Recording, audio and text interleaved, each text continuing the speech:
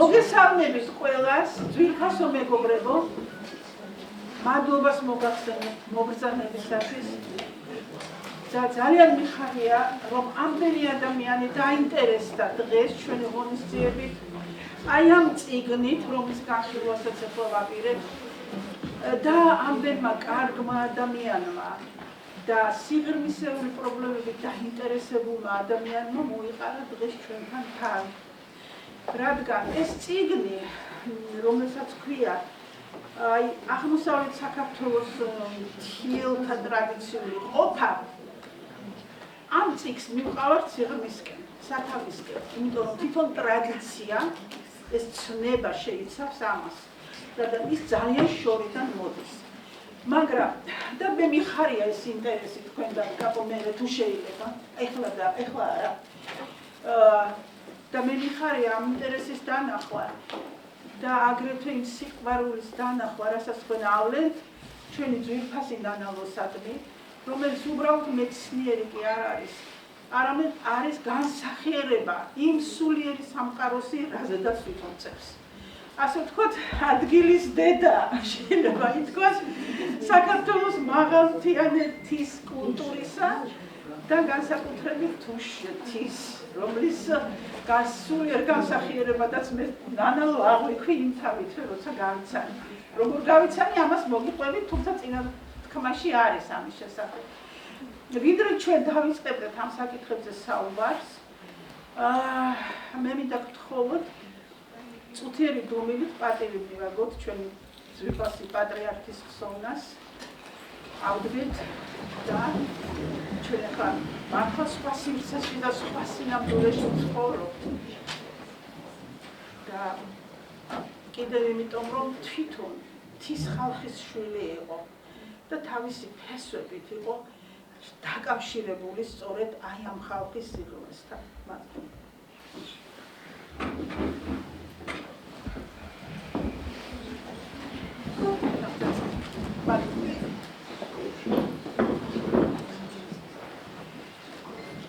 ახლა მინდა წარმოგიდგინოთ თვითონ ავტორი ჩვენი, სანამ თვითონ ალაპარაკდება, იმიტომ ნანალოს არ უყვარს ყურადღების ცენტრში ყოფნა.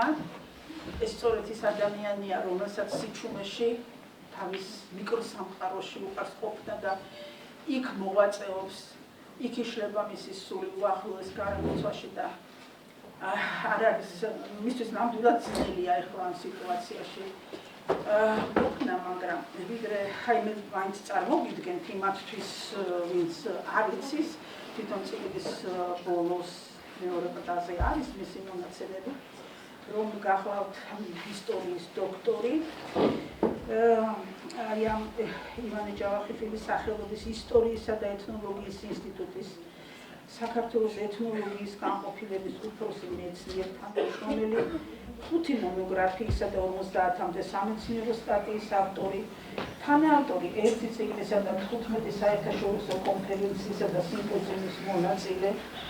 მისი კვლევის სფერო კავკასიურ ხალხთან ყოფის სხვადასხვა ასპექტების, აი ამას იკვლევდა, მისი კვლევის სფერო იყო სხვადასხვა ასპექტები კავკასიურ ხალხთა ყოფა ცხოვრებისა.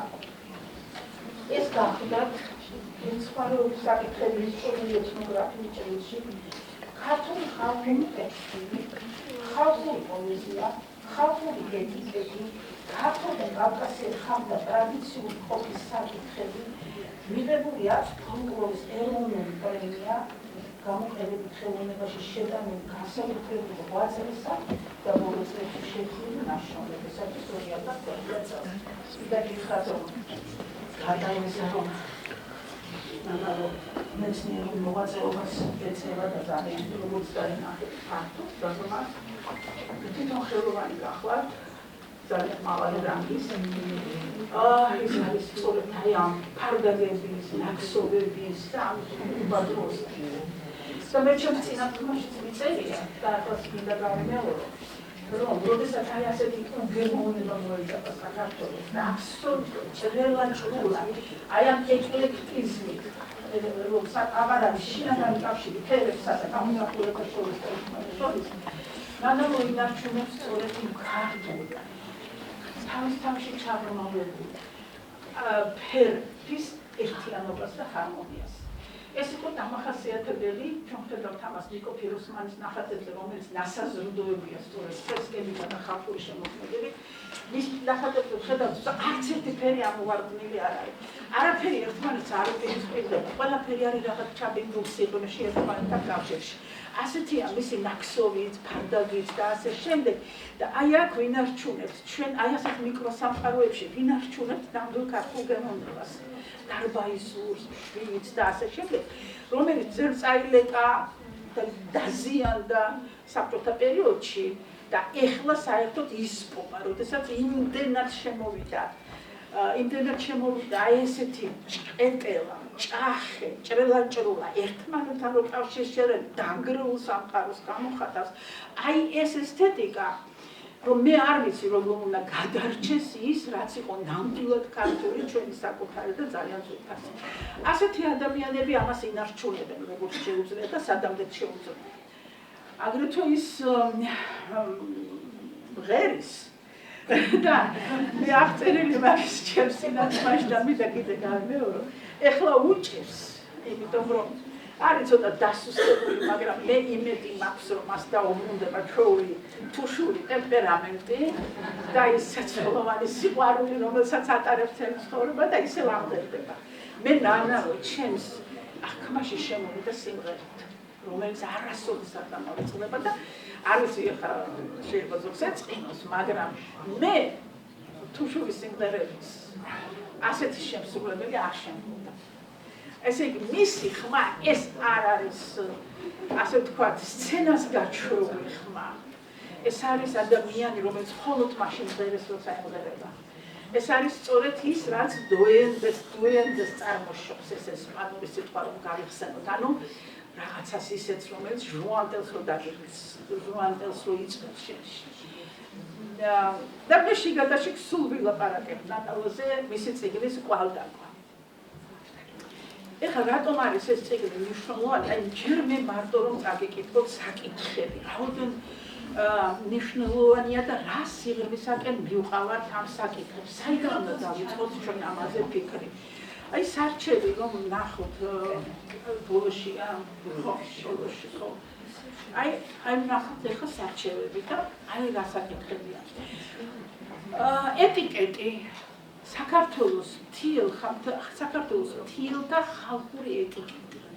და უნდა გითხრათ, რომ ეს ეტიკეტი, აი ოჯახი და ოჯახური ურთიერთობები, ცოლ-ქმრული ურთიერთობები, ურთიერთმიმართვის ფორმები. რძლის მორიდება, უბრალყოფნა, დამოკიდებულება ქმარეულებთან, ახალი ოჯახის გათავისება, ბავშვები ოჯახში, დისა და ძმის ურთიერთობები, უძეო ოჯახში, ოჯახის ქალიშვილებისა და უმწერლოდ დაბადებული ქალების მდგომარეობა. უმწერლოდ დაბადებული ეს რა იყო?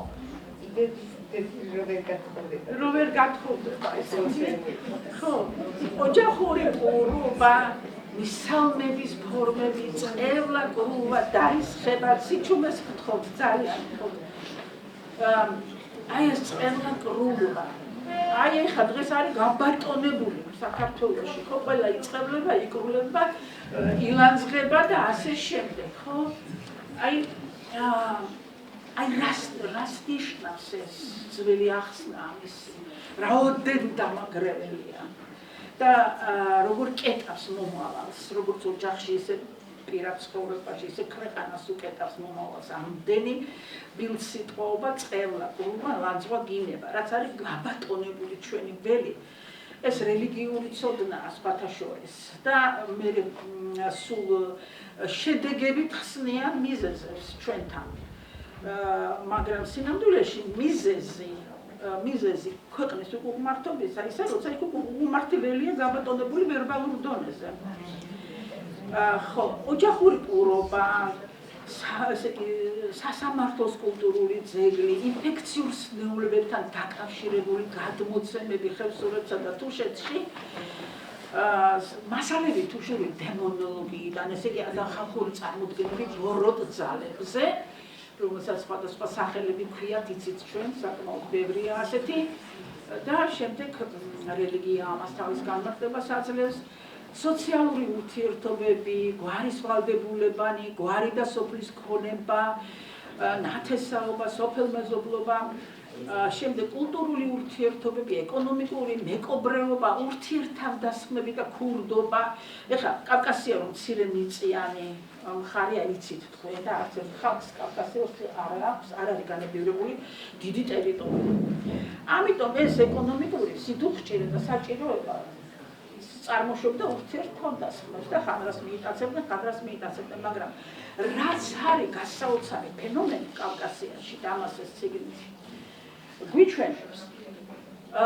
ხო იყო ეს ურთიერთთავდასხმების მტრობა, როგორც ყველა მეზობელ ხალხს შორის არის, ხალხის ერთი ნაწილი, მეორე ნაწილი, აი ეს მტრობა და შუღლი სადაც არის და წარმოდგენა ერთმანეთზე ამას აპირობებდა უფრო რაინდული კოდექსი და ის დადებითი, რაც კავკასიელ ხალხებს ჰქონდათ. სტუმართი მოყვარეობა, რაინდულია და წესები, დაფასება მტრის, ვიცით ეხლა ვაჭრობშალოსაგან ჩვენს არ გაგვიწერდება, მისი პატრონები ვარ. დაფასება იმისა, რომ მტერი კია, მაგრამ ვაშკაცია. მებრძვის, მაგრამ ვაშკაცურად მებრძვის. გმირია და ამიტომ ამას არ დავამცინე. კი, აი მოვკალი, იმიტომ რომ მტერია, მაგრამ მის ღირსებას დავიცა. აი ეს ძალიან ღრმა ეტიკეტი, რაინდული, საერთო იყო კავკასიელი ხალხებისათვის. განსაკუთრებით მე ჩერქეზებს გამოვყვეთ და ცნობილია, რომ ჩერქეზებს აქვს ყველაზე დახვეწილი რაინდული კოდექსი ორ ხალხზე. შესწავლილია. ბატონო, კი, შესწავლილია, ყველაფერი შესწავლილია და ეს არის ის, რითაც ჩვენ უნდა ვამაყობდეთ და საზრდოობდეთ. რაც უნდა დავიწყებიდან ამოვიღოთ, რომ დღეს აბსოლუტურად დაკარგულია კაცს ყველაფერს აი ეს რაინდული სული, ღირსება ამასთან იყო დაკავშირებული. და არა იმასთან ერთმანეთის მაზღვეინებასთან და სამაგიეროს რო გადაუხდი, რომ ესე იგი შენ თუ კონფლიქტში შეხვედი ვინმესთან, უნდა ეცადო რომ გაასწორო მიწასთან ყველგან. ეს იყო დაბალსაქციელად მიჩნეული მთელს კავკასიაში, დაბალი, ეს არის სიმდაბლე. და ღვთაებრივი წარმომავლობა არის პატიება, შენდობა, ეს თვისებები ჩვენში ღვთაებრივი წარმომავლობის არის.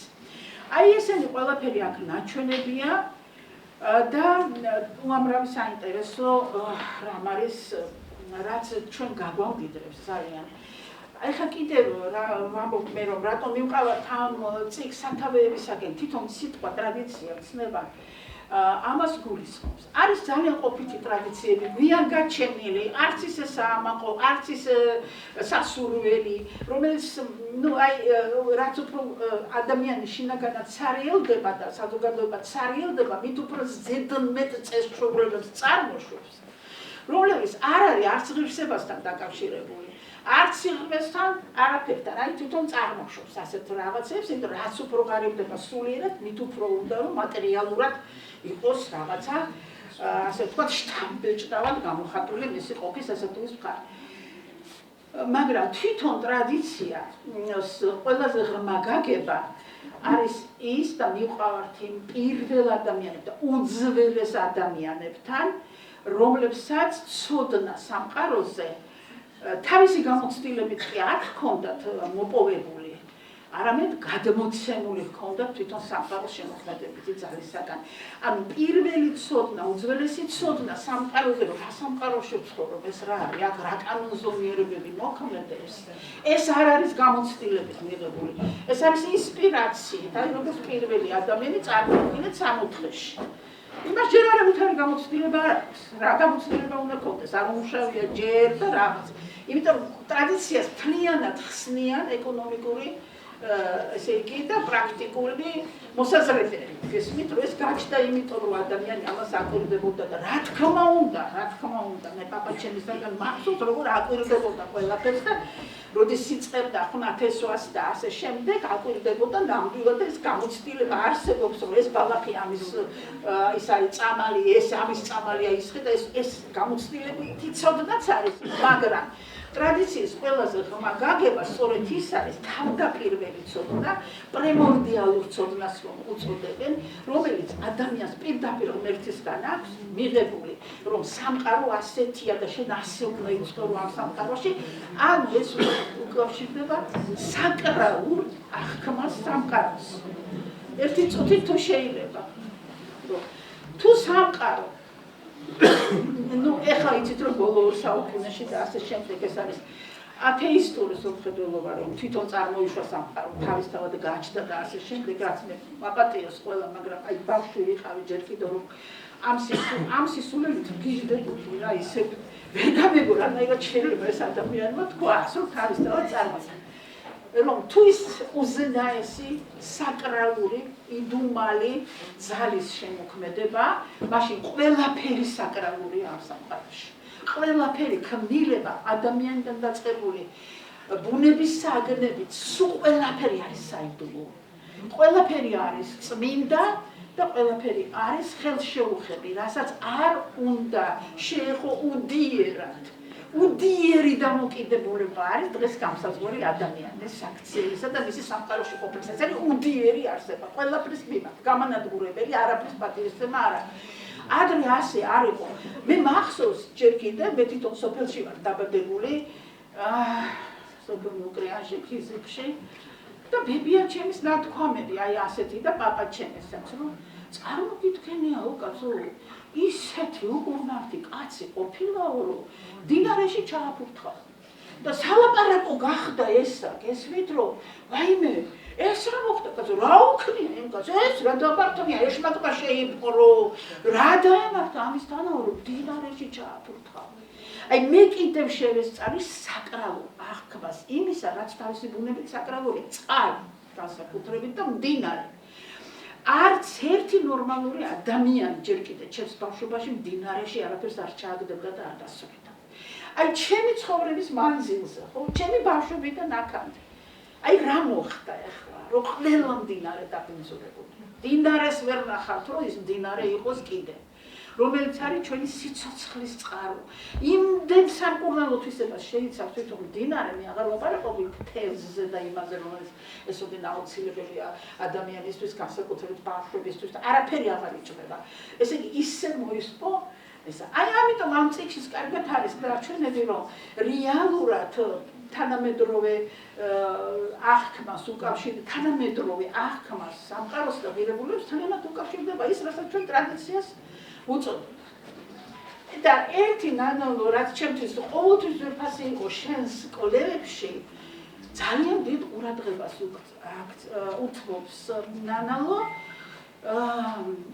ბუნებასთან დამოკიდებულებას ადამიანისას და რამხელა სიბრძნეს შეიცავს, რამხელა სიბრძნის ფლობელია ის ძველი ადამიანი, რომელმაც იცის, რომ ბუნებას იმდენი უნდა წაართვა, რამდენიც გეყოფა შენ საარსებოდ და არა იმდენი, რომ თავზე გადაგდიოდეს და ეკონომიკური ზრდა დაისახო მის იდეალად ბუნების განადგურების ხარჯზე. ანუ რაც მოხდა თანამედროვე ცივილიზაციის არსებითი გამსაზღვრელი ნიშანი არის ბუნების განადგურება.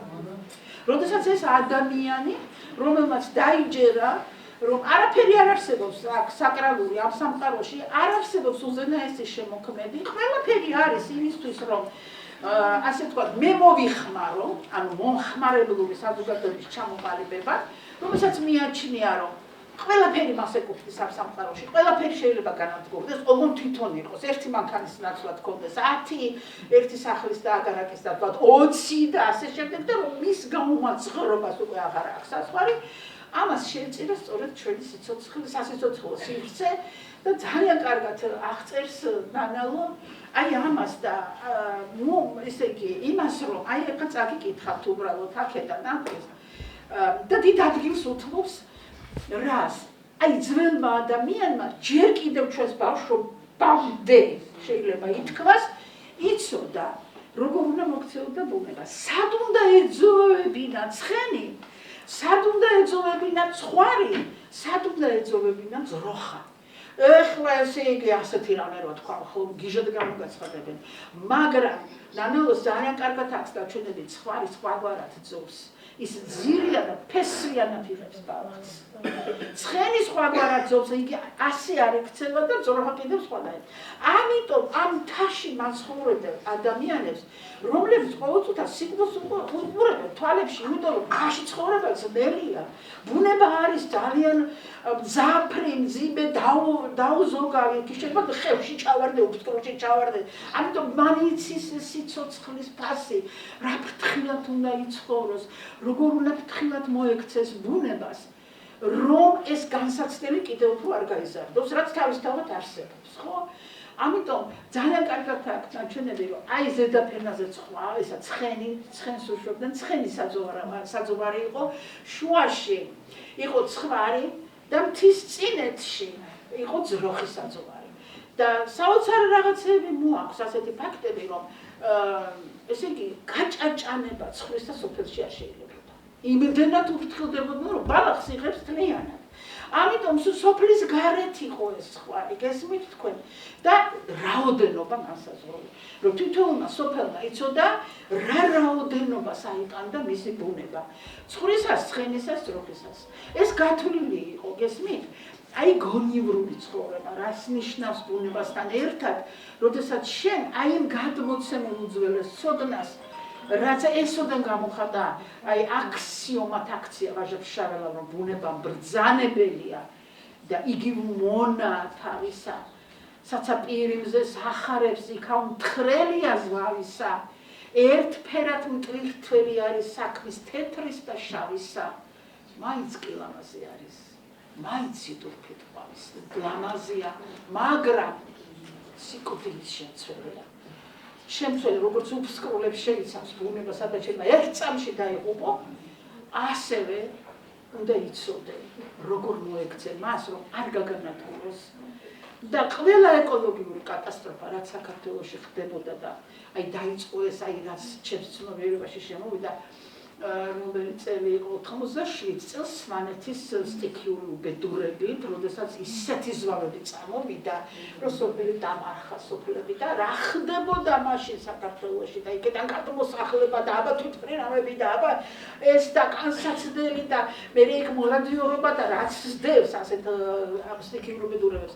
აი მაშინ ყველასათვის ცხადი იყო რატომ მოხდა ეს, იმიტომ რომ ტყე იყო გაჩეხილი ამ თემში და იყიდებოდა უკვე მაშინ ბეთონ შევსრებილა, იქიდან დაიწყო ჩემი ბრძოლა საქართველოს ბუნების გადარჩენისთვის. ხო და ბევრს ვერაფერს მივახციეთ, იმ პერიოდში კი მივახციეთ საბჭოთა დროს და გავაჩერეთ თემი გამანადგურებელი პროექტები, მაგრამ ეხლა კაპიტალიზმის დროს, ასეთი ველური კაპიტალიზმის დროს უკვე არ ვიცი ჩვენ რას შევინარჩუნებთ. არ ვიცი რა დაგრჩება ჩვენი აი ამ ბუნებიდან. ეხლა რატო არის აქტუალური სწორედ აი ეს წიგნი, რომ აი სწორედ ამიტომ და თვითონ ნანალოს მოყავს, მე თვითონ ჩემს ნაწერებში, რაც საქართველოს ბუნებასა და ეკოლოგიას შეეხება, ისეთი ეკოლოგიური ცოდნა ჩამოყალიბებული ვაჟა-ფშაველასთან და ქართველ პოეტებთან, ნიკოლოზ ბარათაშვილთან და ილია ჭავჭავაძესთან, მე სულ მოცნებობდი და ხან ერთ მთავრობას მივწერე და ხან მეორე მთავრობას, რომ კაცო, ხო შეიძლება ის რაც ნამდვილად შენი სიმდიდრეა და ეს არის სულიერი სიმდიდრე, ეს არის კულტურული სიმდიდრე. ხო შეიძლება ამით გამოიჩინო თავი, ხო?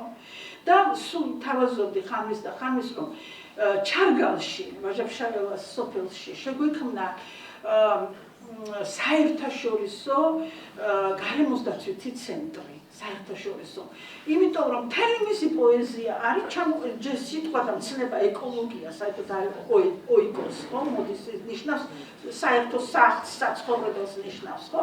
და იმის გაფრთხილება რომ აუცილებელია, როდის ჩდება ეს ცნება გვიან, ხო? ამ კაცმა ჩამოაყალიბა ეს ყველაფერი, იმით რომ ხევი მთასა მონებს თახეთსა, წყალი ტყეით, ტყენი მდინარე და ასე შემდეგ და ესე იგი რომ ყველაფერი ერთმანეთზეა დამოკიდებული. თითქოს არაფერი რა მოხდა მე, მოდი ახლა მდინარე დავაშროთ, გადავაგდოთ იქეთ იმ ხევში, გადმოვაგდოთ აქეთ, დავაგუბოთ, არაფერი. მაგრამ თანამედროვე მატერიალისტური აღქმისთვის მთელი სამყარო არის კონგლომერატი. ეს არის ფიზიკური სხეულები, ჩვენც, ადამიანები, ბუნებისადმი, უბრალოდ ერთმანეთთან კავშირი არ აქვს.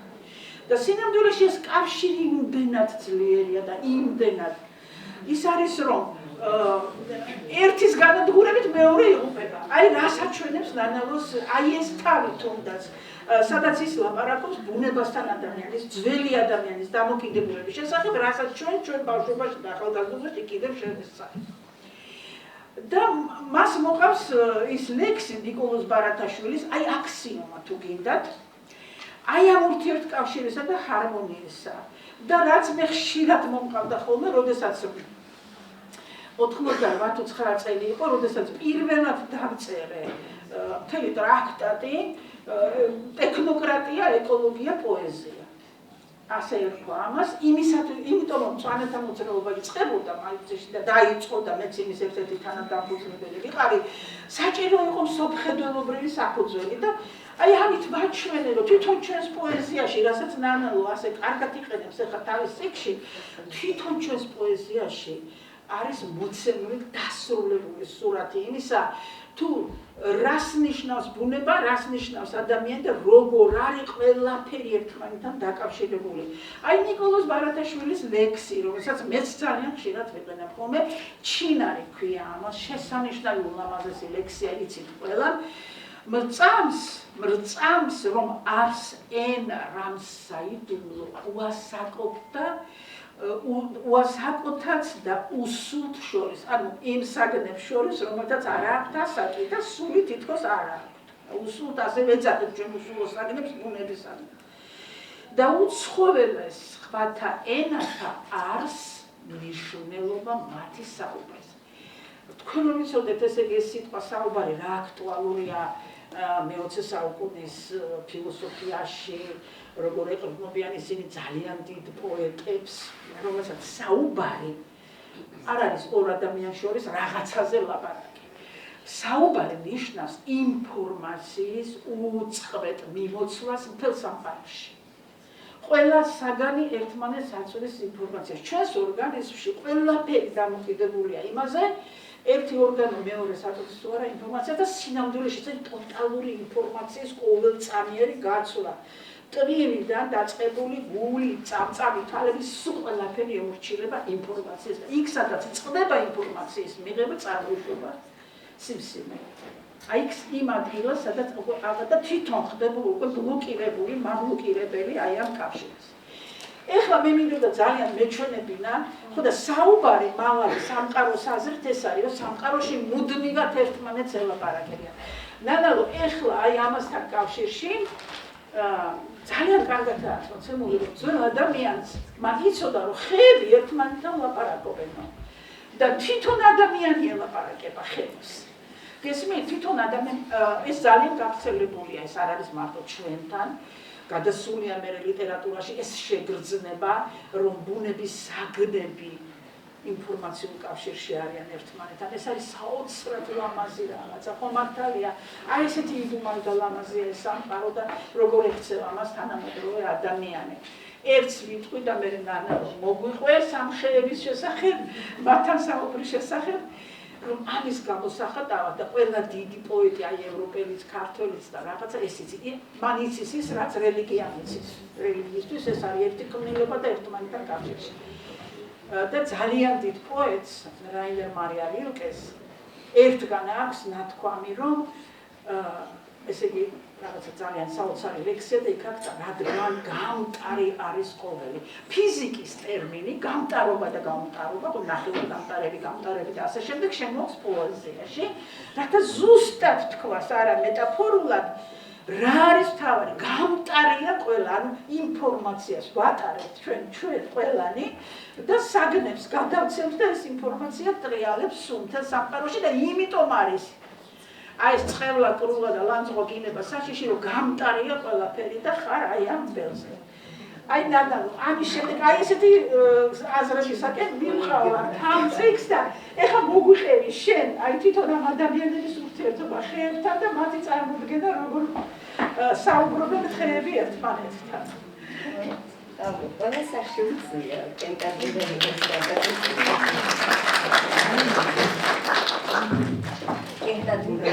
აი ხა ის შეუძლია მათი გაგება, აბა მინდია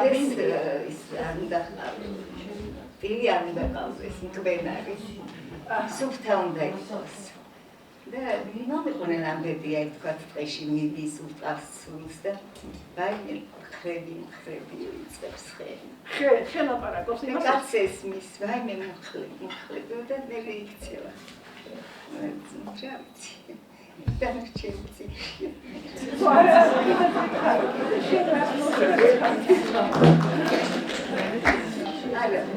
ყველაფერი მასალა რაც მომაქვს ყველას მოსწრებული ვარ და მე მართლა მიხარია რომ იმ თაობას მოვესწარი ვინც ამის მატარებელი იყო აი კიდევ 21 საუკუნეში გადმოყვა ძალიან მიგვირდა დაიუქმეო მეტყოდნენ მუსიკალები ზეზღვათ შევიდაო ეს ხო ცნობილია როდესაც ზღვა აქამდე იყო ზეზღვათ შევიდაო ეთყოდა და ეს დაიუქმეო აი ესეთ რაღაცებს მოსწერდა ეს დადარჩენ ციკში ჩემო კოლეგებმა თქვა აბა თხოვთ ლავრენტი ჯანიშვილი და ბატონ ლავრენტი ჯანიშვილი თხოვთ გამოგზავნეთ მოგესალმებით პირველ რიგში მადლობა მინდა მოგახსენოთ ასეთი წინვალე წიგნის გამოწვევის მხარდაჭერისათვის და ორიოდე სიტყვით მე მართალია შევძელი ბოლომდე გავცნობოდი მაგრამ იმდენად საინტერესოდ იკითხება და ისე კარგად არის დაწერილი სიმართლე გითხრათ გუშინ დღის მეორე ნახევარში გადმომწეს და ვერ მოუწყდია საერთოდ წიგნების ბედი და მეცნიერებათვის ძალიან გასაგებ რაღაცას ვიტყვი ეგეთია რომ ან არის ძალიან მარტივი დაწერილი მაგრამ შიგნით ნაკლები მეცნიერული ინფორმაცია ან იმდენად რთულად დაწერილია რომ წაკითხა შეგავიზრდებს ამ შემთხვევაში ეს ბედნიერ გამონაკლისებს ეკუთვნის როდესაც იკითხება მშვენივრად და ძალიან ღრმა მეცნიერული აზრი ანალიზია შიგნით ჩადებული ქართული მთა ქართველ ეთნოლოგთა კვლევის საგანი იმთავითვე იყო რაც სისტემური კვლევა დაიწყეს ეთნოგრაფებმა ჯერ კიდევ მანამდე მე-19 საუკუნეში ყოველთვის მთას დიდ ყურადღებას აქცევდნენ რადგანაც მთა ადგილია სადაც შეინახა ჩვენი ხალხის ისეთი ჩვეულებები ტრადიციები რომელიც მარში უფრო ადრე გააქრა და ბუნებრივია ეს ყოველმხრივ საინტერესო იყო და საინტერესო ერთის მხრივ რა თქმა უნდა მეცნიერებისთვისაც მაგრამ აი ეს უამრავი მასალა რომელიც დაგროვდა ქართულ ეთნოგრაფიაში ფოლკლორისტიკაში შეიძლება ითქვას რომ ხშირად ერთმანეთს იმეორებდა ეს ბუნებრივია რადგან რაღაც შეუულება რაღაც ამბავი რაღაც გადმოცემა ბუნებრივია სხვადასხვა გზით სხვადასხვანაირად შეიძლება გაშუქდეს აი ამ წიგნში რომელიც 7 თავისაგან შედგება და თითოეული თავი ძალიან საინტერესოდ იკითხება იმიტომაც რომ აქ არ არის მხოლოდ აღმოსავლეთ საქართველოს მთის ტრადიციული კულტურა აქ საუბარია და შედარებულია ამ მოსამთიელთა ცალკეული წესჩვეულებების ყოფის ემპირიული მასალის თავისებურებები საქართველოს დანარჩენ კუთხეებთან და ხშირად ძალიან საინტერესოდ არის წარმოდგენილი ამ ამბის ანალიზი აი მაგალითად ასეთი როდესაც საქორწინო ურთიერთობებზე საუბრობს ქალბატონი ნანული მოყვანილი აქვს მე-19 საუკუნის იმერეთში მზითების კულტურის ამბავი და ეს ძალიან კარგად არის ყოველ შემთხვევაში ჩემი თაობის ადამიანებისაც ჩვენ სკოლაში გვასწავლდნენ დავით დიაშვილს ახლა არ ვიცი რამდენად ისწავლება და იქ ხედავთ ჩვენ რომ მართლაც მზითები ის რაღაც მასთან დაკავშირებული ამბები ხშირად უცნაურ და მეტად რაღაც არაჩვეულებრივ ურთიერთობებსაც იწვევდა საინტერესოდ არის და ესეთი აუცილებელია ალბათ ყურადღება გაამახვილოს მე ბუნებრივია ბევრ ამას ვერ ვიტყვი მაგრამ ვერ გამოვტოვებთ ქართველ და ჩრდილოკავკასიელ მთიელთა ურთიერთობის ამბებს ამდენიმე ტერმინი მისი ანალიზი ეტიმოლოგია მაგალითად მელეკ მებაკე საბაკე.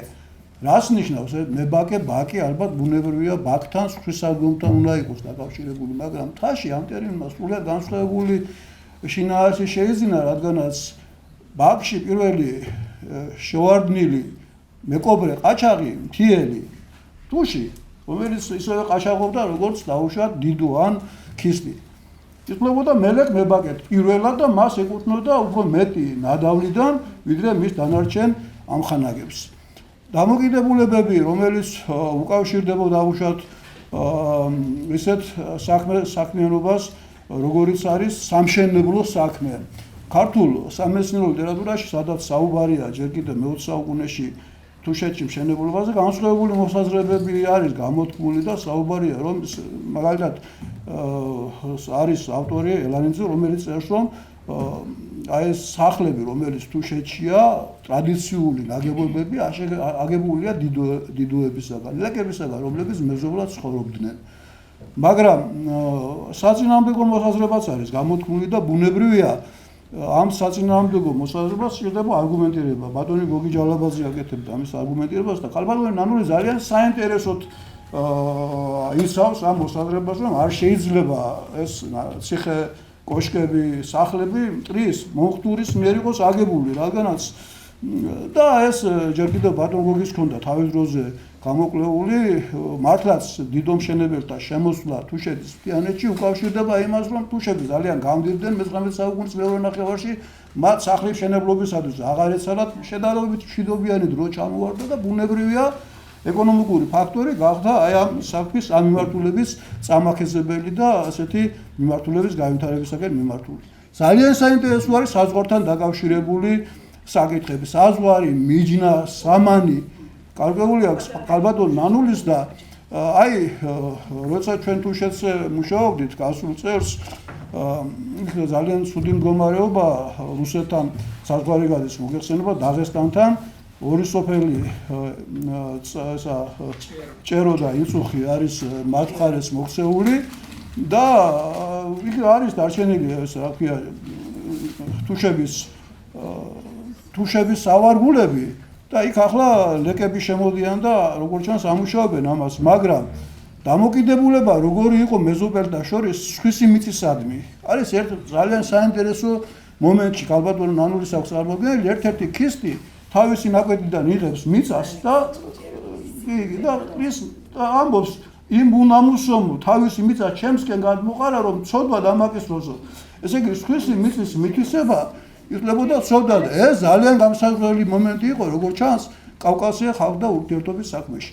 ალბათ კიდევ ბევრი რამე შეიძლება ითქვას ამ წიგნის შესახებ, მე თავს აღარ შეგაცხენთ, უბრალოდ მართლაც საინტერესო და კარგად სასაკითხი წიგნია და ძალიან ბევრ რამეს ეძლევა როგორც პროფესიონალებისათვის, ასე უბრალოდ ჩვეულებრივი ქართველი რიგითი ადამიანისათვის, რომელსაც სურს გაიგოს, შეიმეცნოს ჩვენი წინაპრების ტრადიციები, რომელთაგან ბევრი რა ცოტა უცნაურად მოვიდა ჩვენამდე. მაგალითად, იგივე დავასრულებ ამით ანდილოსნების მიერ მანდილის ტარების მისადმი დამოკიდებულების ტრადიცია, რომელსაც ჩვენ საკვებიდან ვიზნობ ხშირად, თმისშეკვეცის ტრადიცია და ასე შემდეგ. მადლობს.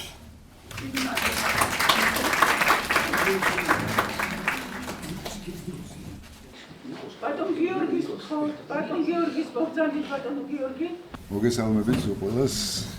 ქალბატონი ნანულის თქმისა არ იყოს ყველაფერი ძალიან კარგად არის წიგნში დაწერილი და ნათქვამი. მე ვერაფერს დავამატებ ქალბატონ ნაირეს და ბატონი ლავრენტის ნათქვამს. ემედროდ მინდა ვთქვა და გამოხატო ჩემი მადლიერება, რომ მომეწია ქალბატონ ნანულისთან ერთად მუშაობა, ერთ ოთახში ჯდომა და საუბარი. ჩემთვის ყველაზე დიდი საგანძური არის საუბარი ქალბატონ ნანულისთან. ეს რატომღაც ამ ბოლო დროს შეწყდა ეს საუბრები, მაგრამ იმედია რომ განახლდება და ისევ ვიმეგობრებთ მე და ქალბატონ ნანული ჩვენი განყოფილება, რომლის წარმომადგენლებით საერთოდ და მინდა ვუსურვო ქალბატონ ნანულის ისეთი შემართება, როგორც გისურვოთ ქალბატონმა ნაირამ, თუშური ტემპერამენტისა და ხარისის დაბრუნება. გილოცავთ და მე მოხარული ვარ და ბედნიერ რომ თქვენთან მომიწია ურთიერთობამ და კოლეგობამ, ასე ვთქვათ. მადლობა. მინდა რომ გავიხსენო ამ წიგნთან კავშირში რადგანაც ეს წიგნი არის სერიოზული შენაძენი ქართული ეთნოგრაფიული სკოლისა.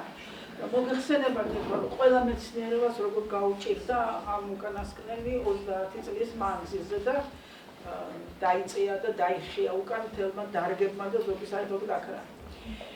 და აი ამ ეთნოგრაფიული იცით რომ გვიან წარმოშობილი მეცნიერება ახლა ხალხთა აღწერები დაიწყო აგერ რა ვიცი როდის საბერძნეთში ხალხის აღწერა ეთნოგრაფია რაც არის ხო განსხვავებული ხალხების აღწერა მათი ჩვეულებების გარეგნობის და ასე შემდეგ მოდის ძველი დროიდან მაგრამ მეცნიერებაც ის გვიან ჩამოყალიბდა ხომ ეთნოგრაფია იცით თქვენ სადღაც მე-19 საუკუნის ბოლოს მე-20 საუკუნის დასაწყის შერჩემს ფერვარა და თუ რამე შემეშალა შეგიძლიათ შემისწავლოთ ყველგან ასე მოხდა ევროპაშიც და ჩვენთანაც და აი ეს ბატონი გიორგი ჩიტაიასა და ჩემთვის ძალიან საყვარელი მეცნიერის ვერა ბარდაბელიძის მიერ ასეთი დიდებული ეთნოგრაფიული სკოლის ჩამოყალიბება რომ ეთნოგრაფია მეცნიერება იყო ძალიან მნიშვნელოვანი და შემდეგ უკვე რამდენი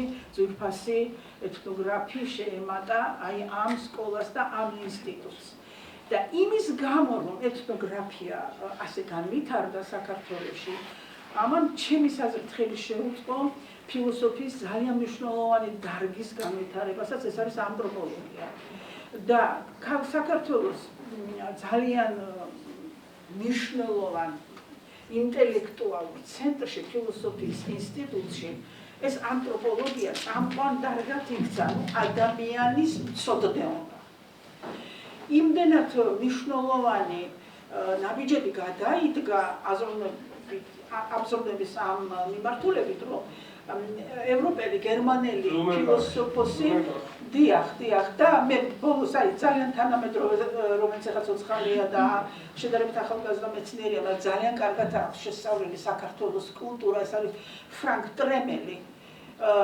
ტრემელი რომელმაც შეისწავლა ასევე ჩვენი ფილოსოფია ამბობს რომ ყველაზე მნიშვნელოვანი იყო რომ ანთროპოლოგია იყო ასე განვითარებული საქართველოს ფილოსოფიის ინსტიტუტში და ამ ხრივ ევროპა ჩამორჩება მასო იმიტომ რომ ადამიანის მიმართ დაიკარგა იქ ინტერესი და აქ კიდევ ძალიან სერიოზულად განვითარდა ეს ფილოსოფია ანთროპოლოგიის სახით გესმით და ეს ეთნოგრაფიის გარეშე არ არსებობს ეს ანთროპოლოგია არსად და აი ჩვენი ეთნოგრაფიული სკოლა ჩემის აზრით ძალიან კარგად ყვებავდა სწორედ ამ ფილოსოფიურ სკოლას რომელიც ესօდე მნიშვნელოვანი იყო და ამ თვალსაზრისითაც ეს სწორედ აი ეხლა როდესაც ეს მეცნიერებები ძალიან ცუდ დღეში არიან ნანულის ეს წიგნი არის მართლა დიდი შენაძენი რომ აი გააცოცხლა კიდევ ეს დარგი სხვაგვარად გააცოცხლა ეს დარგი და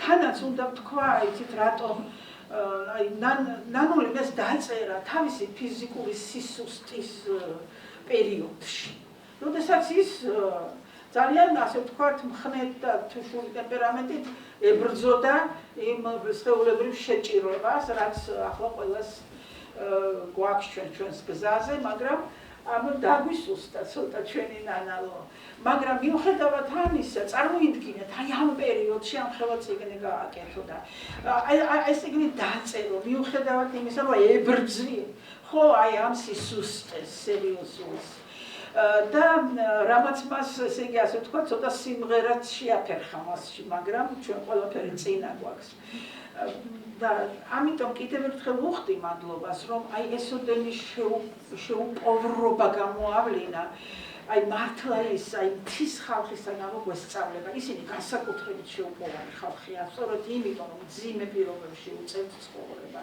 და მუდმივ განსაცდელში უწევთ და მუდმივი სიძნელების დაძლევაში სხვანაირად მთაში ვერ იცხოვრებ მთა ვერ მოგასვენებს რომ მცონარეობას მიჰყო ხელი და მხარდაძოზე წამოწვა იქ უნდა იბრძოლო სიცოცხლისათვის ყოველ დღე ხო და აი ეს ხასიათი გამოვიდა სწორედ ამაში მე მაგალითად ვერ შევძლებთ ამას ვამბობ მე როცა ცუდად ვერ ვწერ ნაგით გასხდები მოკლედ და კიდევ ერთხელ დიდი მადლობა აი აქ არის მაგალითად ესეთი საინტერესო თავი ერთი, რაც დაკავშირებულია სახელთან. აი სახელის მისტიკა. და ძალიან საინტერესოა, იმიტომ რომ დაკავშირებულია იმასთან, რომ დასაბამით იყოს სიტყვა. თვითონ სიტყვის, ასე ვთქვათ, აი ძალიან ღრმა მისტიკურ მნიშვნელობასთან და საკუთარი სახელი ითვლებოდა საიდუმლოდ. ეს ძალიან საკრალური რამ იყო. და სახელი არ არის ის, რაც გარედან მოგაწედეს, სახელი ადამიანისა, რომელიც მას ქმნია, მისი არსის ნაწილი და მისი ბედისწერის ნაწილი ხდება. ძველი წარმოდგენებით. არ არის შემთხვევით, ის არის მისი არსისა, სიცოცხლისა და ბედისწერის გამსაზღვრელი. ამიტომ სახელი იმალებოდა, საკუთარი სახელი, ის საკრალური იყო. იმის ასე გამოჩენებაც კი არ შეიძლებოდა. განსაკუთრებით აი ცოლ-ქმარი, ოჯახის წევრები, რძალი და მამამთილი, მაზლი და ასე შემდეგ. ოჯახის წევრები თვითონ ოჯახში საკუთარი სახელით არ მიმართავდნენ ერთმანეთს. ის იმალებოდა, ის გასაიდუმლოებული იყო. ნუ ხა სადაც ინტიმური კავშირია მით უმეტეს, ხო, ცოლ-და ქმარი სახელით მოიხსენიებდნენ ერთმანეთს, როცა მარტო იყვნენ. და არც ერთ შემთხვევაში სხვებისთან დასწრებით. ჯერთ ეს ინტიმურია სახელით მიმართვა და ამ ინტიმურობას იცავდნენ ყველანაირად და მეორეც კიდე აი ეს მაგიური წარმოდგენებია და ძალიან სწორი სხვათა შორის ეს მისტიკა სახელთან დაკავშირებით. ეს ძალიან საინტერესო ხვდებით ამას გოეთეს ფაუსტში, როდესაც მეფისტოფელი და ფაუსტი ერთმანეთს ხვდებიან და ეს ეკითხება სახელს. ფაუსტი მეფისტოფელს აი ამ ბოროტძალს შენი სახელი მითხარიო. და ის ეფემიზმით პასუხობს. მოკლედ და თან ეუბნება, რა თქინდა სახელიო, შენ ხო სიტყვას პატივს აღარ სცემი. ანუ ეს ახალი ის არის, რა როცა სიტყვაში, ანუ აი ამ იმაში შესაქმეში შეაქს ეჭვი ფაუსტს. აი ამ სიტყვის მნიშვნელობა, სიტყვიდან წარმოიქმნა იოანეს სახარების დასაწყისი. ამაში შეაქვს ეჭვი, რომ დასაბამით იყოს სიტყვა აღარჯერო და მეფისტოფელი სწორად ამას პასუხობს, რა თქინდა, შენ ხომ აღარ გჯერა სიტყვის. გესმით? ძალიან საინტერესოა ეს მომენტი. და ძალიან კარგად აქვს ნანაოს ეს ნაჩვენები. აი დედამთილი, ისა მამამთილი ერთმანეთს ამ სახელს როგორ ასაიდუმლოებენ და ძალიან დიდ სირთულეებს უქმნიდა საველე მუშაობის დროს. როდესაც ახლა უნდა მოყვეს ხოლმე და ყვება ვიღაცა და სახელით არ იხსენიებს. არ იხსენიებს არც დედამთილს, არც მამამთილს, არც იმას სახელით არ იხსენიებს და მიანიშნოს რაღაცნაირად. შვილიშვილის ეძახინე. ხო, აი რაღაც უცნაურ სახელებს იგონებდა. პეტრე მამამთილობა როდის არისო? პავლე იყო მამამთილი და მამამთილს ერქვა პავლე და პავლეს არ ამბობს, ამბობს პეტრეს. პეტრე მამამთილობა როდის აიქნებაო იკითხა. ხო. ეხლა მე მიხდება ბევრი ლაპარაკი, იმიტომ რომ ამ ადამიანს ვერ ამოვადგმები და ენა გესმით და არ მეგონა თუ მე მომიწევთ ამდენი ლაპარაკი და ძალიან მინდა რომ შენი ლაპარაკო და ნატო ამის შესახებ, აი მართლა საოცარი მოვლენა. და დღეს უკაცრავად ამ დაუნდარ სახელზე კითხავდნენ კიდეც ტრადიციულად სახელზე და სახელზე აი ეს ბოროტ შელოცვებსაც ახდენდნენ.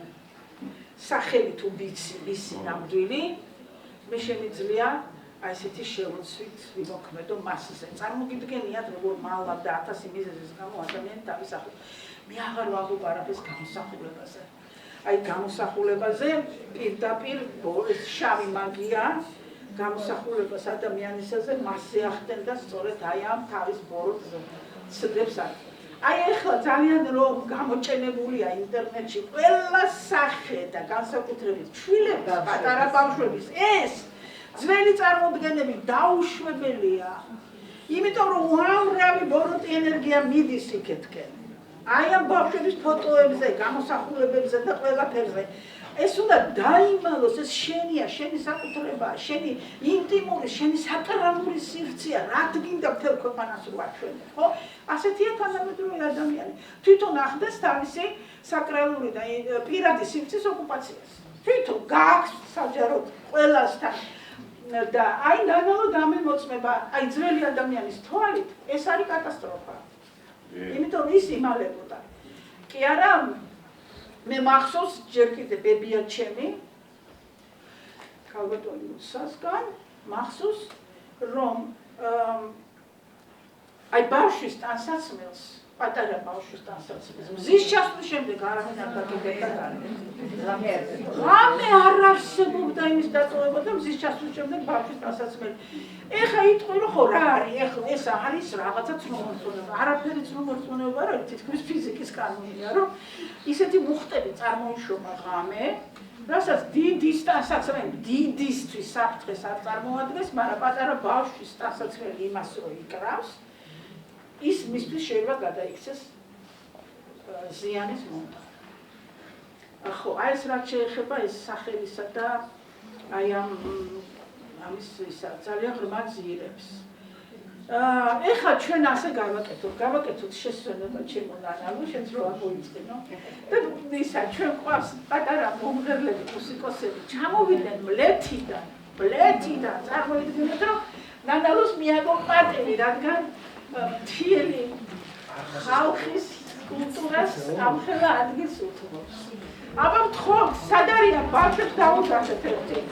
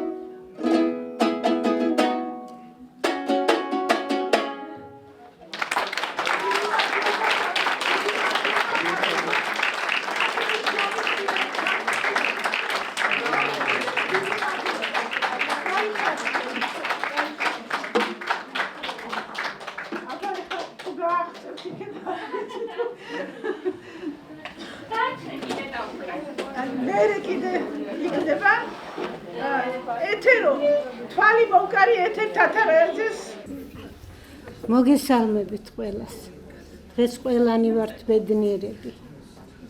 ისეთი წიგნის პრეზენტაციაზე ვართ, რომელიც ჯერმე ხელში არ ამიღია, მაგრამ ყველაფერი ვიცი მის შესახებ. ვიცი ნანალოს ნახელსაქმარიც და ნააზრევიც.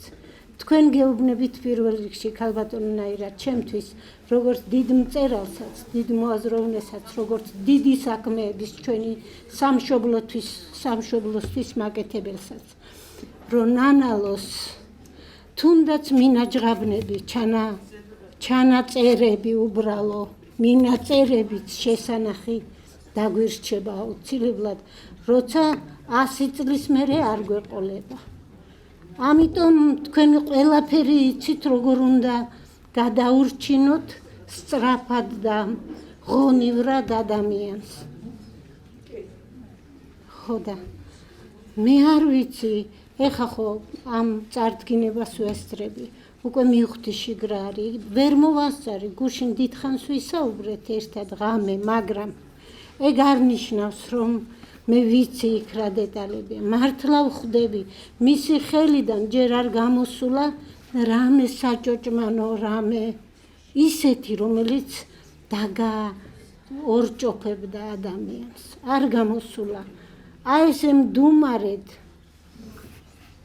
ორივე ადამიანი, მეუღლეები თუშეთისთვის პირველ რიგში კუთხეს, რომელსაც უდიდესი ამბები აი მთელი თუშური ამბავი შეუნარჩუნეს და დაუდეს. როგორც ოჩიაურებმა, სხევსურეთს, ცოლქმარმა, ნათელა ბალიაურმა და ალექსი ოჩიაურმა. მათგან არის ხევსურეთი ახლა ჩვენთვის ცნობილი. აი ამ რანგშია, როცა ეთნოგრაფიაში ადამიანი ამ ხელაღვაწლს გადის და ესმის ყველა სიტყვის მნიშვნელობა არის, რასაც ელაპარაკებიან, არის ძალიან დიდი ამბავი. ჩემი ახსნა, აქ ისეთი საზოგადოებაა მობრძანებული, რომ ჩემი ახსნა სირცხვილიც კი არა, ამათ ეგენი მეუხსნა. მე ვარ ბედნიერი, რომ ეს წიგნი, ასეთი წიგნი, ისევ თქვენიდან, თქვენი ხელდასხმით და თქვენი ახლოს დგომით კი არა, მეგობრობით კი არა მარტო. ძალიან დიდი სიყვარულით გამოიცა. მე მართლა ბედნიერი ვარ დღეს, რომ ნანალო ესე ბავშვით, ჩუმადროზის, ჩიტივით და ხმას არ იღებს. გული სავსე აქვს, უნდა რომ ბევრი ლაპარაკოს და მოლაპარაკე აგერა ვარ. სულ ლაპარაკობ, სულ ვაღანებ, ყაყანებ, რაღაცას ყვები და მალე დაიწყებს ამ ლაპარაკსაც. მოვერევით, ყველაფერს მოერევა. ამიტომ ხმამაღლა მინდა ბოდიში მოვიხადო, ამირანმა დამაბარა ნანალო, რომ ისიც ხო იცი რაღაცებს ჩხაკუნობს და ავადარი. ხო და ჩემგანო უდიდესი მოკითხვა და მილოცვა გადაიციო და აგე გადმოგეცის ახალხოთ. არ მინდა მეტი დრო წავიღო. მიყვარ ხარ და მორჩა და მიყვარ.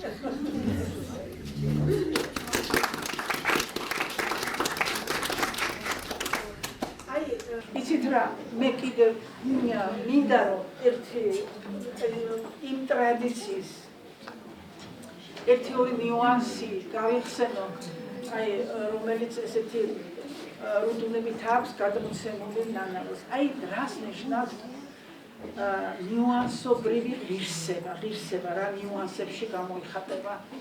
და ნანალოს განსაკუთრებით აქვს შესწავლილი გლოვის რიტუალი საქართველოში. ხმით ნატირლები, ჩვენ ადრე გამოვეცით ნანალოს მიერ შეგროვილი. ხმით ნატირლები ეს უნიკალური ფენომენი მართლაც ქართული ხალხური პოეზიის. როდესაც ადამიანი გლოვის წუთებში უცბად ტირის რა თქმა უნდა იქ არაფერი წინასწარ მომზადებული, როგორ შეიძლება იყოს, შემოვიდა გულია გახეთქილი და ასტირის და დასტირის ისე, რომ ის პოეზიად რჩება ხალხო, ეს სასწაული არ არის. ის რჩება, აი ძალიან ცოტა ხან მოგვისმინეთ კიდე. ის რჩება დაუვიწყარ ლექსად, გულის შემძრებ, ხო? და აი ნანაოს მიერ შეგროვილი ეს ხმით ნაწილები კიდე პატარა კრებულია, თუ საქმე შეგხვდეთ, ბუკინისტებში იყიდეთ, იმიტომ რომ არაჩვეულებრივი წიგნია. და თვითონ მისგან ნანაოს შესრულებით ამას ეს მოსმენილი. და წარმოუდგენელი შთაბეჭდილება მოახდინა, მან ჩემს წინა სიტყვაში წაიკითხავთ ამის შესახებ, მაგრამ ერთ დეტალზე მინდა თქვენი ყურადღება გავამახვილოთ. აი რას ნიშნავს კულტურა? კულტურა არის ნიუანსებში გამოხატული დახვეწილობა, მიმართებების სწორედ. დაუშვათ დედას დასტირის ადამიანი. დედა მოუკვდა და დედას დასტირის, ხო? რა არის ამაზე ახლა ბუნებრივი რომ მართლა დიდი ტრაგედია არის და მართლა დიდი გრძნობების ამოფრქვევას იწვევს. მაგრამ თუ შევიდა სამძიმარზე შაუსანი ადამიანი, რომელსაც შვილი ყავს მკვდარი, ის ჩერდება და აღარ ნიუანს დაუკვირდით ხალხო. იმ სასოწარკვეთის წუთებში ჭკვიდა როა გადასული ადამიანი ის შეამჩნია რომ შემოვიდა მასზე უბედური. აღარ უნდა გაჩვენდეს ამ წუთებში, იმიტომ რომ მისი ტრაგედია 10-ჯერ უფრო დიდია.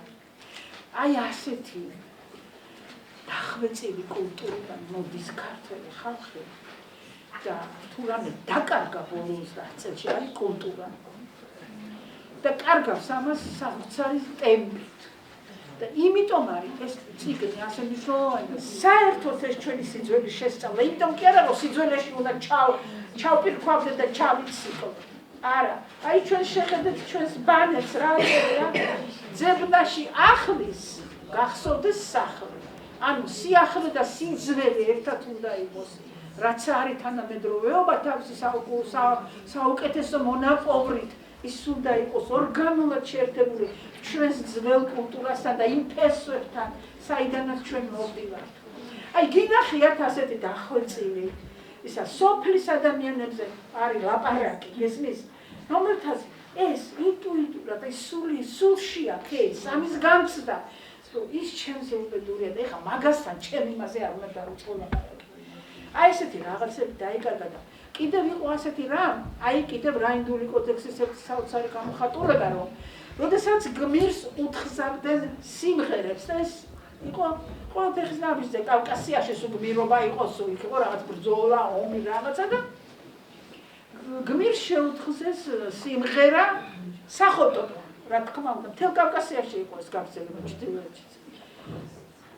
იმ სიმღერაში მისი მეტოქე, რომელიც მან დაამარცხა, თუ ცუდად იყო მოხსენიებული, ის გმირი ამ სიმღერას არ იღებდა. აუგად თუ იყო მოხსენიებული, თუ დამცირებული იყო. თავშეურაცხყოფა თვლიდა. მას უნდა რომ ღირსეული მტერი ყოლოდა და იმ მტრის, იმიტომ რომ ეხლა ის თავს ვერ დაიცავს და შენ ამ უპირატესობით სარგებლობ, რომ შენ თხზავს სიმღერას, გესმით თქვენ აი ეს ნიუანსობრივი რაღაც. უკანასკნელი ასეთი შემთხვევა აღწერილი აქვს ძალიან დიდ ჩერქეს ეთნოგრაფსა და მეცნიერს ბლაჟნოვს. ეს იყო გასული საუკუნის 20-იან წლებში, როდესაც ერთ ჩერქეს გმირს რაღაცა გმირობა ჩაიდინა და შეუთხზეს საგმირო სიმღერა და მისი მეტოქე, რომელიც მან დაამარცხა, იყო უდიერად მოხსენიებული, მან ეს სიმღერა უარყო და არ მიიღო. სახელით, გვარით, ყველაფერთ არის ეს აღწერილი ბოლო ფაქტი. შეთემ მხოლოდ 12 კაცი და რამდენი ყავს მოკლული პოდიში იმპერატორმა რაღაც შორს წავიდეთ. 59 მკლავი ქონათ რომ შეთეს ჩამოკიდებული ქავზე და იმპერატორმა რომ რამდენი კაცი ყავს და 12-იო და აბა 12 კაცის მოკლეს აქვს ამხელა სახელიო და არაო 12-მა შემომხედაო. რო დავიგივლებ მხოლოდ 12-მა შემომხედაო. აი ეს არის მოკლედ და რატო არის საჭირო ამას ყველაფერს ერთად მოუყაროთ თავი და ასე გავზარდოთ ჩვენი ბავშვები. აი რაინდული სულისკვეთები, თორე ეხლა არ ვიცი, შორიდან კილომეტრიდან რომ დაინახავდა ამხედრებული მამაკაცი, ესეც ნანოლოსაგან ვიცი, რომ ქალი ფეხით მოდის, აი ბილიკია და დაინახა შორიდან, რომ ქალი მოდის. ის ჩამოდიოდა ცხენიდან და არც ერთ შემთხვევაში არ გაუვლიდა ქალს კაცო ცხენზე ამხედრებული. ეს ხო არის აი კულტურის ნიშანი. მე აღარ ვამბობ იმაზე, რომ ეს მანდილი არსებობდა უკანასკნელ პერიოდამდე ლანის, რომ ქალის მანდილით საშინელი ჩხუბი თავდებოდა. და ამას არ შეურაცხყოფდა არც ერთი მამაკაცი ქალის მანდილის შეურაცხყოფას იყო ქვეყნის დაქცევა. ხო და ამიტომ არის ესეთი მნიშვნელოვანი ეს ყველაფერი, რომ რამენაირად ეგებ გადარჩეთ, თუ გადარჩენა ეხლა ადვილად არ მოხდება, ნუ რამის ნუ გვაქვს ამის იმედი, რომ ზედაპირული, გამოფიტული, თავის ფესვები მოჭრილი მოდგმა და კაცობრიობა გადარჩება, არა როგორ მიკადრებათ, პირდაპირ არის გზა არ ყოფნისაკენ. თუ ვინმე გადარჩება იმ ღირსების აღდგენით და იმ უძველეს კულტურასთან ხიდის გადებით, რომელიც დღეს ჩამტვრეული და ჩამსხვრეულია ეს ხიდი. და არა მარტო ხალხურ ყოფაში ასახული კულტურით, არამედ ჩვენი ძველი სულიერი კულტურის ლიტერატურით, აზროვნებით და ასე შემდეგ. ეს ხიდი თუ არ გამთევდა, რაც დღეს არის აბსოლუტურად ჩაწყვეტილი მთელ კაცობრიობაში, განსაკუთრებით მის დასავლურ და ჩვენს მას ეკუთვნით, არავითარ გადარჩენაზე ლაპარაკი არ იქნება. ზედაპირული, გამოფიტული, უდიერი, ბილდსიტყვაობით შეპყრობილი, აბსოლუტურად დესაკრალიზებული კაცობრიობა ვერ გადარჩება და ჩვენს მასთან ერთად. ამიტომ ეს არის ჩვენი მიზანი. რაც კიდე ეს დარჩენილია, მაგრამ რაზედაც წეს, ეს არის ნაშთი იმ ძველი კულტურისა კიდე რომ დაიჭირა ხელში და პაკისტანელმა ეთერომ და ჩვენმა დიდმა ეთნოგრაფებმა კიდე რომ მოასწრეს იმის აღწერა. გესმით ეს რამხელა საქმე გაკეთდა. ამ ეთნოგრაფების მიერ საველე სამუშაოებით, პირდაპირ კონტაქტებითა და კავშირებით ადვილია ხეტიალი მთელ საქართველოში და აბა მოძებნა ამ ხალხის და ჩაწერა. რა გვეშველებოდა ესეც რო არ ყოფილიყო. არაფერი არ დაგვრჩებოდა. აი ხარ ხო? აღარ შეგაწუხებდა. შეიძლება კი, თქვენ თვითონ წარმოდექით თქვენ თვითონ და გილოცავთ ყველა სამწიგნის გამოცებას და ხელმისაწვდომებას. მადლობლები ვართ, რომ აქ დგომის საშუალება ჩვენი მეგობრობა ძალიან ძვირფასია და უბრალოდ ვიტყვი ჩვენ ვართ მთიები, ედიშერ და გიგი გარაყანიძის სახელობის ეთნომუსიკის თეატრი მთიები. ჩვენთან ერთად ახლა სახელმძახელო ჩვენი ერთ-ერთი მშობელი შემოგვიყვება. ეთნომუსიკოლოგი დაგვეხმარება და უბრალოდ ის მინდა გითხრათ, რომ პრაქტიკოსებისთვისაც ეს წიგნი ძალიან მნიშვნელოვანია, პირადად ჩვენთვის, ზუსტად ჩვენ სცენაზე ვცდილობთ გავაცოცხლოთ სიმღერით თანხლებული ყოფის მოვლენები, ეგრეთ წოდებული თეატრები, რომელსაც დაუწერელი სცენარი ჰქონდა და დარწმუნებული ვარ ჩვენთვის სამაგიდო წიგნი იქნება და ბევრ რამეს გავაცოცხლებთ და მადლობა ამისთვის. ხო, რადგან ვაჟა დღეს ბევრჯერ ახსენეთ, ვიფიქრეთ რომელი უმღეროთ და ვაჟას ხსოვნას ვიმღერებთ ახლა. თუ მოგვიხერხდა შეიძლება ვიცახოთ. ძალიან კარგი, მაგას ვაჭერთ. დოლი იყო, არ მინდა დოლი.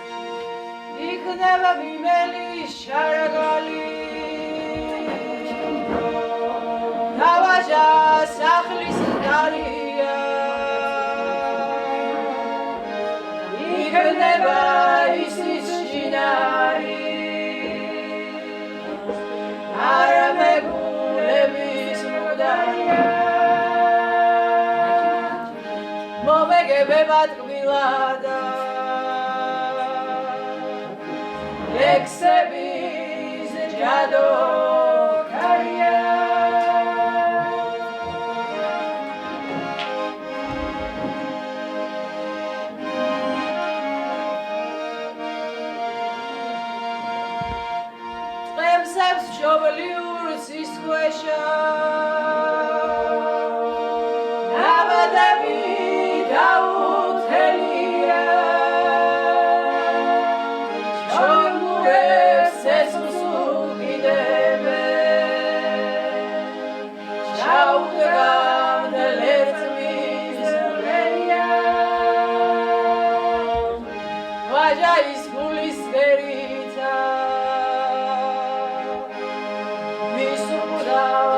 სახელს ვითამში ჩაჩნურ ცხვარს მოვრე გამთებიდა დამაღრუს დამკრა ურთმელის ქნარითა სისიქბოს გავადნო წამწამ დარხევით და ჯარჯივით დაღრილი ამ გიშრის თვებითა სისიქბოს გავადნო წამწამ დარხევით და ჯარჯივით დაღრილი ამ გიშრის თვებითა თუ გინდა ქალავ რომ გახდე შენ ჩემი ნუ წახვალ წყაროზე მარტო გახელსური წაგიყვანს მალი მალგრის მუხლამდირული ან ორმის თვალება არ ხოთის ხევსური წაგიყვანს მალი მალგრის მუხლამდირული ან ორმის თვალება არ ხოთის ხევსური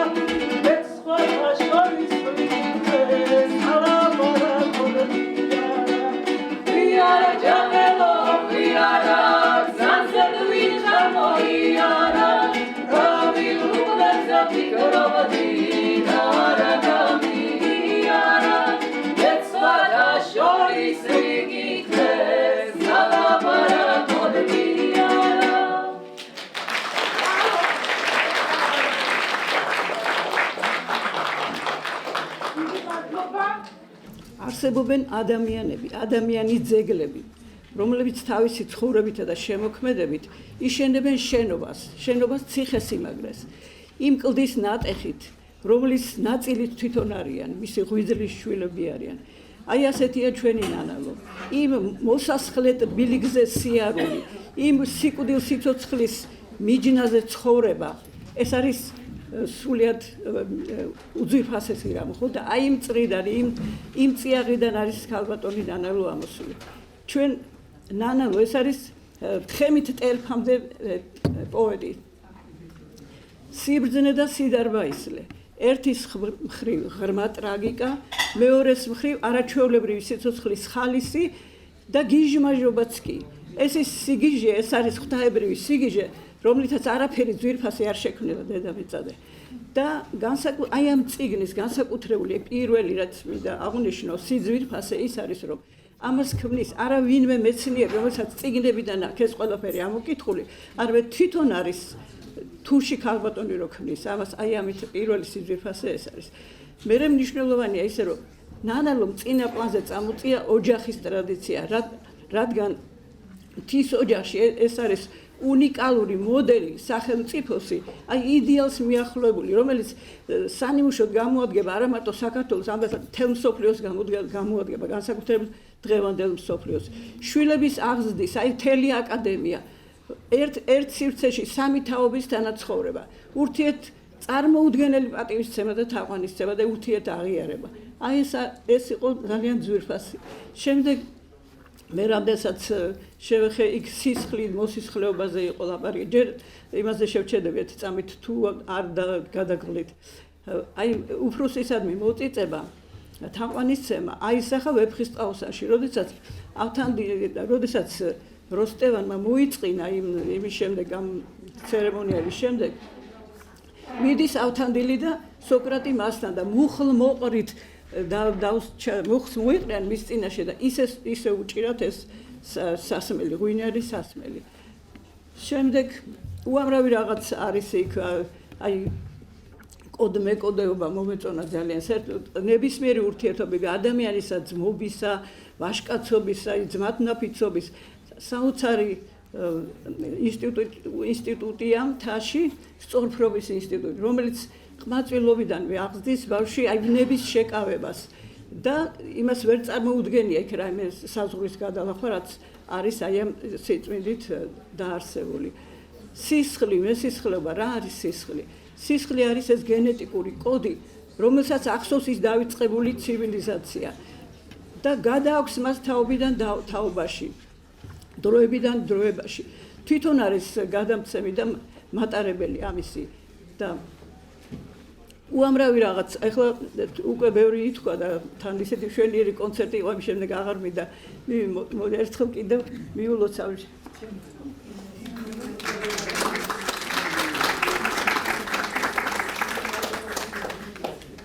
ება მიგოცეთ რომ ამ ჩვენი დღევანდელი საღამო რაღაცნაირად მოვამგვალოთ და მე მინდა კიდევ ერთის წაგიკითხოთ ერთი ფრაზა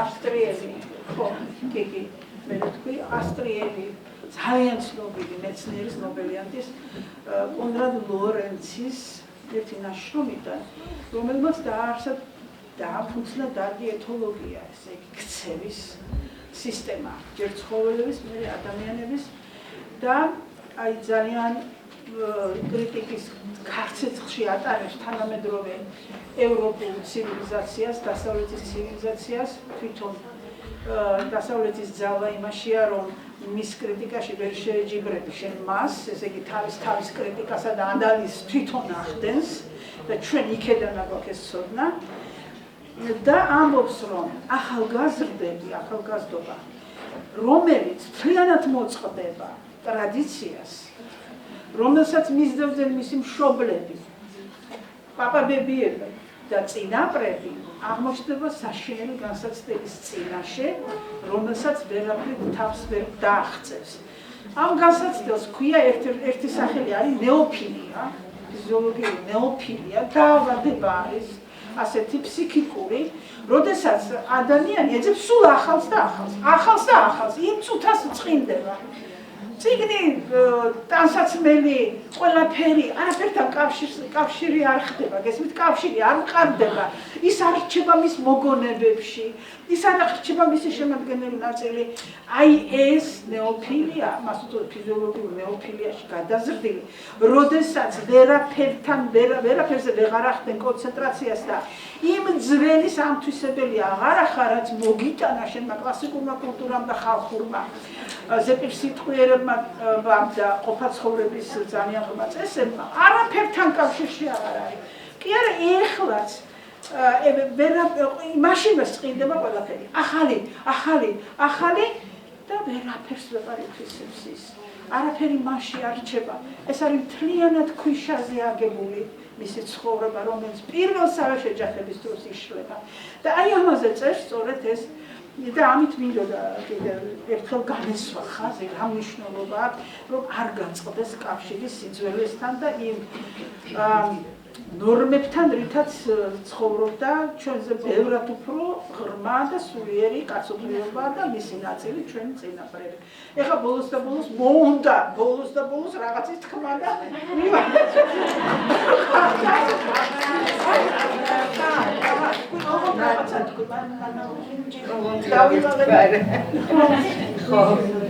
ყველას დიდი მადლობა მინდა გითხრათ ხალხო ცივდღეს მოგძანდით აქ თავი შეიცოხეთ ერთადავართ ძალიან მენატრება ერთად ყოფნა მე ძალიან ბევრი საუბარი ვიცი მაგრამ წარმოგიდგენთ მე რომ საუბარს ვერ შევძლებ ამ წიგნის გამოცემა აზრად არ მომგვიდოდა რომ არა ნაირა სალის ხმევა ამისთვის ნაირა ნამდვილად ვერ მოვიფიქრებდი დიდი მადლობა ჩემო მეგობარო ძალიან დიდი მადლობა ამ წიგნისათვის ვერც მოვიფიქრებდი იმიტომ მე უმძიმეს სენს ვებრძოლი და მინდა ყველა ღმერთმა დაგიფაროთ მაგრამ ერთი წამით არ დამიშვია რა ესეთი შემართული ვიყავ ვითომ მე არ მეხებოდა ეს ყველაფერი და მადლობა ღმერთს გავიმარჯვე მინდა ეს ყველა მიცოდეთ ყველას ჯვარი გეწეროთ და ყოველთვის შემართულად ხართ მადლობას გიხდით რომ მოგზავნით აი ამ წიგნიდან სამი რაღაცის გამოყოფა მინდა მე ბოლო თქმაში დავწერე ეს არ არის რომ ყოფილი ნაშრომი როგორც მინდოდა ყოფილიყო ძალიან კრიტიკულად წაიკითხავთ ხო და როცა დავასრულებ მაშინ ვისაუბრებ ეს ალბათ ნაირზე ისე დამოკიდებული კიდე ერთხელ უღელესი მადლობა და სამი რამ მინდა გამოყო ამ წიგნში ძალიან საინტერესო ის რომ ადამიანები ძალიან ედგნენ მხარში ერთმანეთს აქ ჩემი კოლეგები არიან და მათთვის ეს თემები საკმაოდ ახლოს და ცნობილია მე ძალიან დიდი გულისწყლილი მაქვს დვალეთის დაკარგვისათვის დვალეთს რომ ისე წაშველებოდნენ სხვა კუთხეები როგორც თუშეთს ფშავი და ხევსურეთი ეხმარებოდა ალბათ დვალეთი არ დაიკარგებოდა თუშეთს იმანაც უშველა რომ გეოგრაფიული მდებარეობა უწყობდა ხელს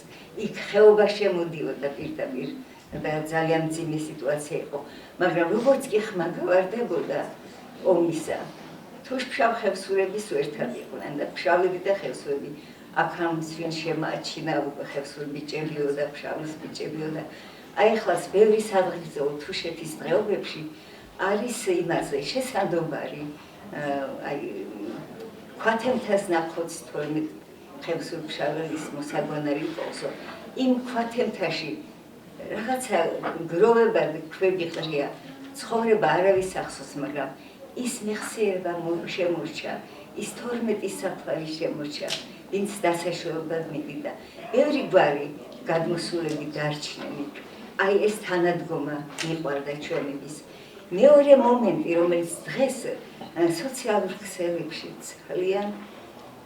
ძალიან რელიეფურად იკვეთება რომ ჩხუბობენ არ უნდათ თუშებს სოფლებში არა თუში და ჩასახლდეს და ამაზე ჩხუბობენ თქვენ რომ მიდიხართო იქ რო სახლდებითო ნუ ახლა ამას ცოტა ისე თავისებურად უნდა მიდგომა და გაგება რა ხდება იცით ამით ისინი ინარჩუნებენ თვითყოფადობას.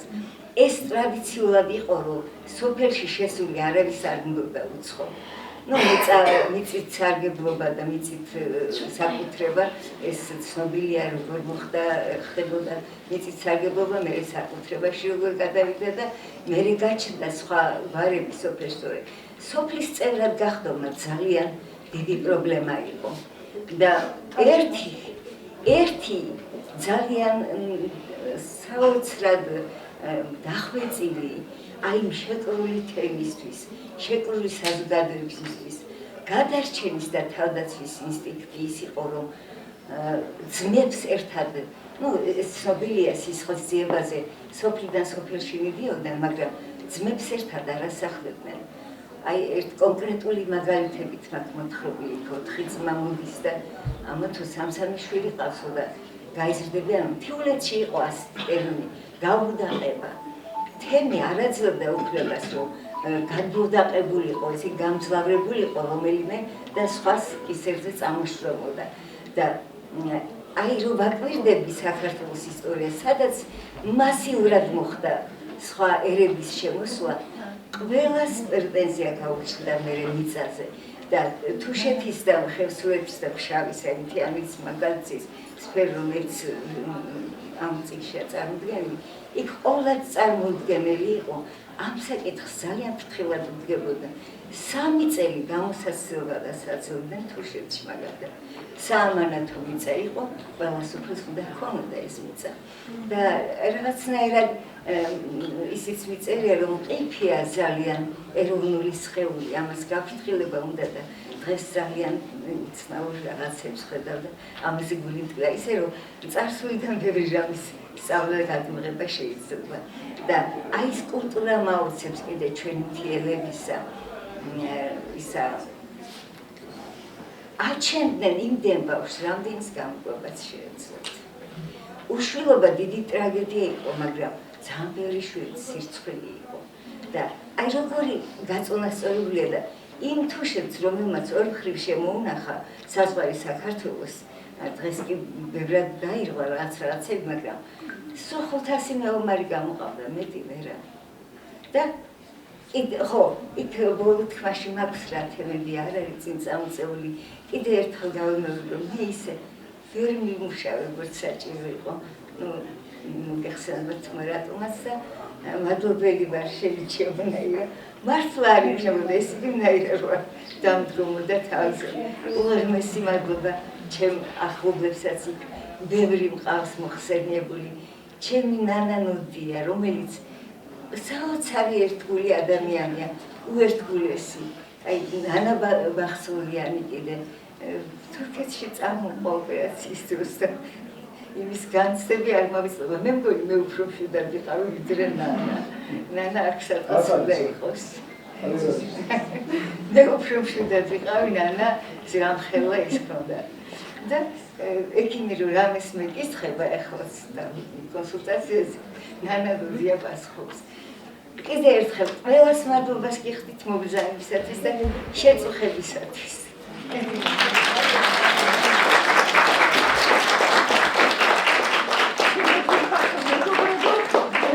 მინდა დავამთავროს სიყვარულითა და პოეზიით და ის ლექსი გითხრათ, რითაც ნანალო გავიცანი, რომ იმღერა. რაც არის ნანალოს ხატი ჩემთვის, აი როგორი ხალხური ლექსია. თეთრი ვარ, თეთრსა მინდორსა, თეთრსა დავიდგავ კარავსა, მე შენი დაწუნებული ყენსა სავსა. გათეთრდებიან დალალნი გული გამხელს არასა. შავ მიწას გაუზიარებ წყლობით დაგროვია მასა ბარამს.